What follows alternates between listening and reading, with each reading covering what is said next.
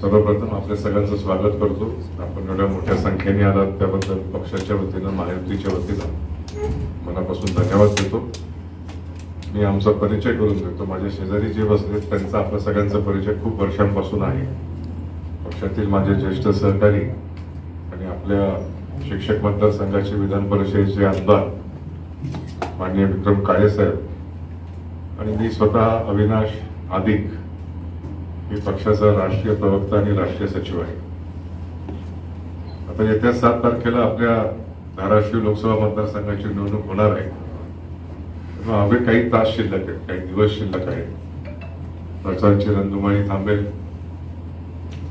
आणि सुज्ञ मतदार राजा आपलं कर्तव्य बजावेल.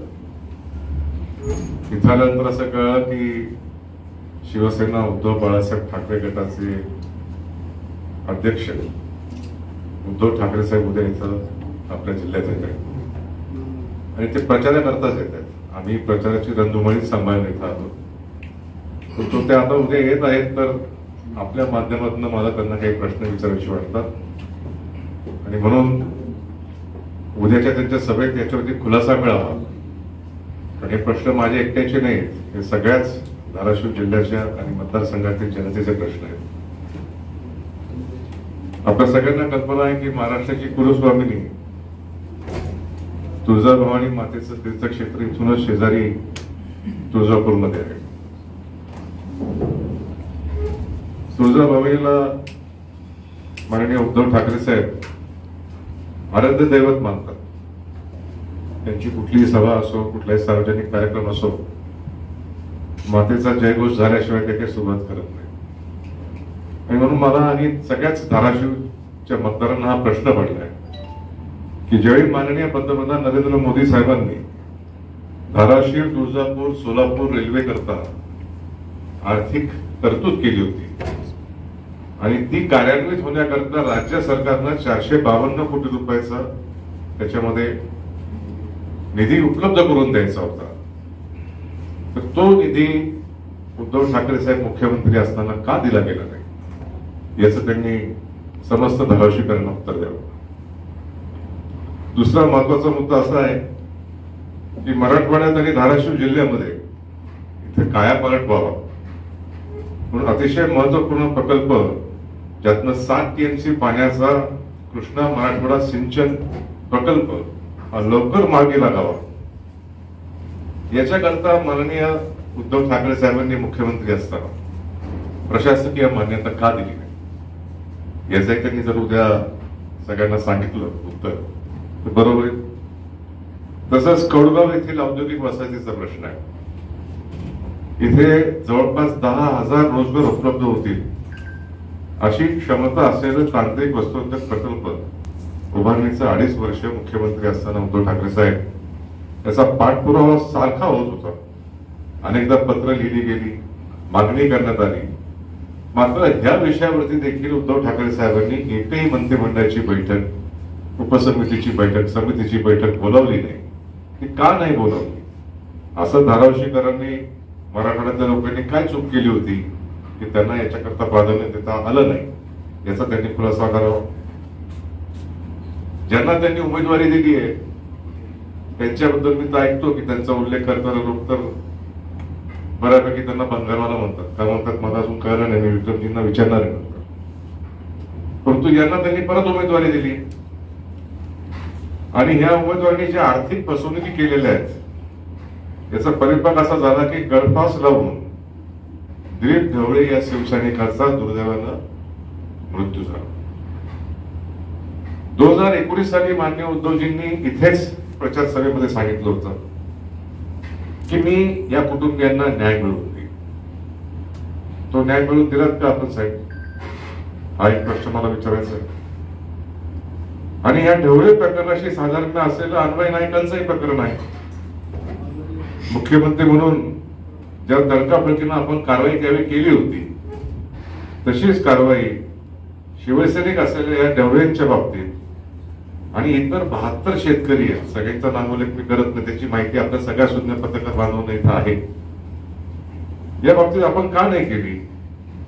आणि या सगळ्या प्रकरणाला जे जबाबदार आहेत त्याच उमेदवाराला तुम्ही पुन्हा संधी देता की का देता, याचा जर उद्या आपण खुलासा दिला आपल्या मार्गदर्शनामध्ये तर खूप चांगलं होईल.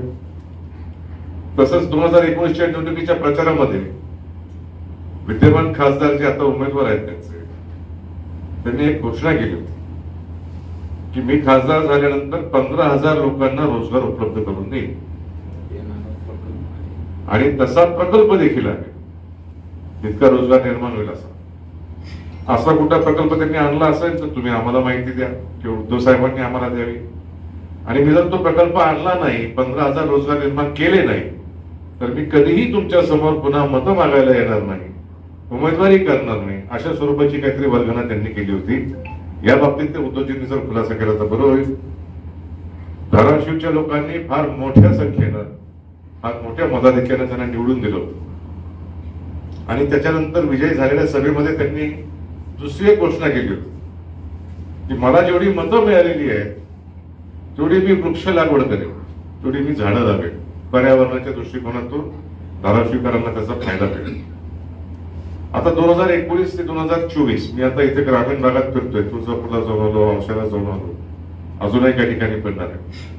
मला तर काय कुठं मोठ्या प्रमाणात वृक्ष लागवड झाली असं दिसलेलं नाही. आणि म्हणून माननीय उद्धव ठाकरे साहेबांनी याच्यावरती जरा आपलं मत दिलं उद्या तर संबंध धाराशिवकरांप्रमाणेच माझ्याही मनात जे प्रश्न निर्माण झालेत ते उलगडतील किंवा ते सोडले जातील अशी अपेक्षा आणि आशा मी बाळगतो. आणि एवढेच प्रश्न विचारण्या मी खरं आपल्या सगळ्यांना पाचारण केलं होतं. याखेरीज जर काही प्रश्न आपल्याकडनं असतील तर निश्चितपणे विक्रमजी आणि मी आम्ही दोघेही आपली उत्तरं देऊ. आपण सगळे आलात, पुन्हा एकदा आपल्या सगळ्यांचे मनापासून धन्यवाद. दिलीप ढवळे यांच्या आत्महत्या प्रकरणाचं सध्याचं स्टेटस काय, न्यायालयात काय, तो पुढे काय? ही बाब न्यायालयीन प्रकरण म्हणून अजून अडकलेली आहे. आताही आमच्याकडे माहिती हीच आहे की निवडणुकीनंतर त्याच्यावरती परत काहीतरी हालचाल होईल आणि लवकर तोडगा निघेल. पण तो प्रश्न फक्त एका ढवळे कुटुंबियांचा नाही, इतरही बाबतीमध्ये आपल्याला कल्पना असेल की काही कुटुंबांना आता नोटीसी आलेल्या, त्याच्यावरती काय होणार आहे काय होणार नाही ते उद्याच कळेल.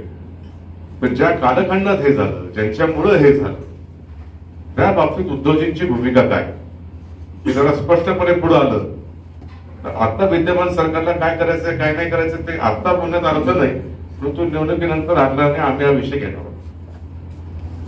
रेल्वेची घोषणा 2014 झाली होती. 2014 ते 2019 पर्यंत तुमच्या सरकारने काही केलं नाही. तुमच्यामध्ये जे पुन्हा सरकार होतं 2014 ते 2019 पर्यंत, आता जे सरकार आहे त्याच्यावरती काय भूमिका घेईल आपण निवडणुकीनंतर बघालच. पण मतदार म्हणून आपल्या सगळ्यांना या गोष्टीचा जरा बारकाईने विचार केला पाहिजे की त्या वेळेला कोण कोण काय बोललो आणि त्याचे आपल्याला परिणाम काय.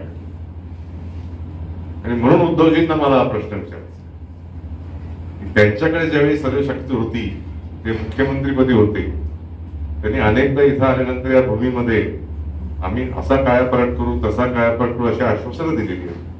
त्यांच्या कार्यकर्त्यांनी त्यांच्या पुढाऱ्यांनी वारंवार दिलेली आहेत. त्याच्यावरती त्यांनी उद्या भाष्य करावं. त्याच सरकारमध्ये अजित पवार उपमुख्यमंत्री होते, त्यांचंही अपयश नाही असं वाटत नाही का? आपलं अगदी योग्य मत आहे. अजितदादा त्या सरकारमध्ये उपमुख्यमंत्री होते, परंतु त्याचबरोबर एक गोष्ट आपण सगळ्यांनी लक्षात घेतली पाहिजे, राज्याचे उपमुख्यमंत्री शेवटी उपमुख्यमंत्री असतात. प्रशासनाचे आणि सरकारचे नेते हे मुख्यमंत्री असतात.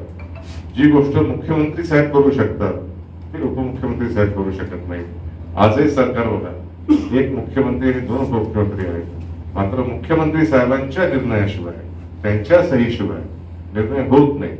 ठीक आहे, आता ह्या सरकारमध्ये हे 2 उपमुख्यमंत्री आणि एकनाथ शिंदे साहेबांची सांगड इतकी चांगली बसली की ते गतीनं कामं करतात. प्रश्न असा आहे की त्यावेळेच्या मुख्यमंत्र्यांनी त्यांच्याकडे सगळी ताकद होती. ते आताही ह्या महाविकास आघाडीचे मोठे नेते ते आता प्रखरपणे पुढे येऊन प्रचार करतायत, नेतृत्व करतायत. त्यांनी याचं उत्तर आपल्याला दिलं पाहिजे की त्यांच्याकडे ज्यावेळी सगळी सत्ता होती त्यावेळी त्यांनी का नाही केलं. त्याला माझा प्रश्न आहे, आता आपण जे काय प्रश्न उपस्थित केलेत माननीय उद्योजक यांच्याकडे की याचं उत्तर आपण द्यावं, बरोबर ना? तर या जिल्ह्याचे जावई तुमचे राष्ट्रीय अध्यक्ष आहेत, बरोबर ना? तर सासरवाडी त्यांचं काय योगदान आहे तेवढं सांगा ह्या प्रश्नाला अनुसरून. सासरवाडीमध्ये योगदान व्हावं म्हणून तर आता आम्ही हा प्रयोग करतोय. इथल्या लेकींनी तिच्या पायगुणानं जे बारामतीत विकास घडवला तो विकास इथेही आला पाहिजे ही आता आमची भूमिका आहे.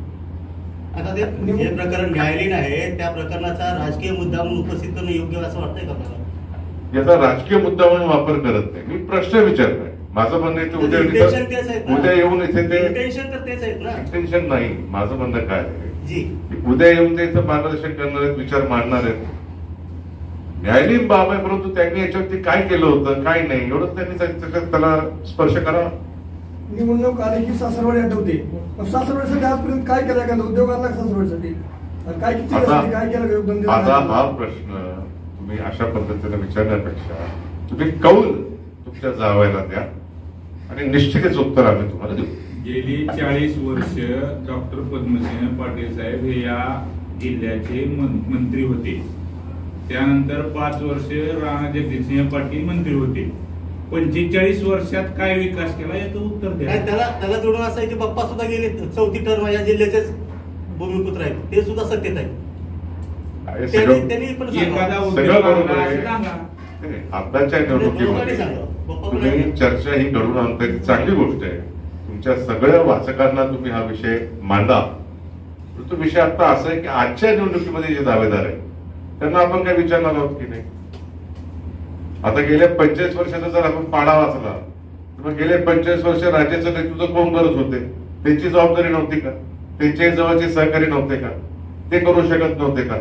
अशा या चर्चेला काही अर्थच नाही. 45 वर्ष सत्तेत तेच होते, विरोधातच होते. जे या 2 टर्म जे खासदार होते, 1 टर्म खासदार आणि 1 टर्म आमदार होते ओमराजे, त्या दोन्ही टायमाला ते विरोधातच होते.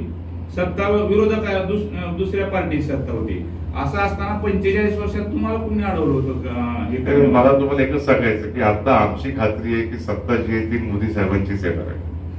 तेव्हा तुम्ही मोदी साहेबांच्या विचारांचा खासदार इथून दिला तर तुमची जी अनुत्तरित प्रश्न आहेत जी तुम्ही आज मांडताय याची उत्तर आपल्याला मिळतील. पण तुम्ही आता एक शेतकरी आत्महत्येबद्दलची एक आकडेवारी सांगितली काहीतरी 70 काहीतरी 72 आकडेवारी आहे. कुठली आकडेवारी आहे? 72 जी सांगितली तुम्ही कोणती आकडेवारी आहे? तुम्हाला सगळ्यांना माहिती आहे कदाचित की या शेतकऱ्यांच्या नावानं कर्ज घेण्यात आलं. कुठल्या संस्थेने घेतलं ते तुम्हाला माहिती आहे. घेत असताना ते पैसे ते शेतकऱ्यांच्या खात्यावरती जमा झाले नाही, ते संस्थेच्या नावावर जमा झाले आणि नंतर त्याची परतफेड व्यवस्थित झाली नाही म्हणून आज त्या शेतकऱ्यांना नोटीसी बजावण्यात येत आहे. हे प्रकरण माझ्यापेक्षा जास्त चांगलं तुम्हाला माहिती आहे. ठीक आहे, तुम्हाला शेतकऱ्यांबद्दल कळवळा आहे या प्रश्नावरून दिसतं. एका प्रश्नाचं उत्तर द्या फक्त. युपीएचं सरकार होतं 2004 ते 2014. त्यामध्ये पवार साहेब कृषी मंत्री होते. अजितदादा सुद्धा त्या सरकारमध्ये होते राज्यामधल्या. त्यावेळेला देशभरात 17,000 शेतकऱ्यांनी आत्महत्या केली आणि मोदी सरकारच्या 10 वर्षामध्ये 26,000 शेतकऱ्यांनी आत्महत्या केली. तर तुम्ही जसं आता उद्धव ठाकरेंना प्रश्न विचारताय तसं नरेंद्र मोदी सरकारला प्रश्न विचारणार का या शेतकऱ्यांच्या आत्महत्येबद्दल बोला म्हणून? आता जर त्यांना 3री टर्म मिळाली आणि त्या टर्म मध्ये आम्ही त्याच्यामध्ये सहभागी झालो सत्तेमध्ये तर निश्चितपणे आम्ही याच्यावरती काय उपाययोजना करायची, काय सोडवणूक करायची, कसे प्रश्न मिटवायचे त्याकरता प्रयत्न करणार. सर आपल्याला खात्री आहे की मोदी साहेब 3ऱ्यांदा पंतप्रधान होतील असंच आहे ना? हो. एवढे प्रश्न उपस्थित करायची आवश्यकता आहे असं वाटतंय का आपल्याला? नाही, तुमच्या प्रश्नाचं उत्तर देतोय.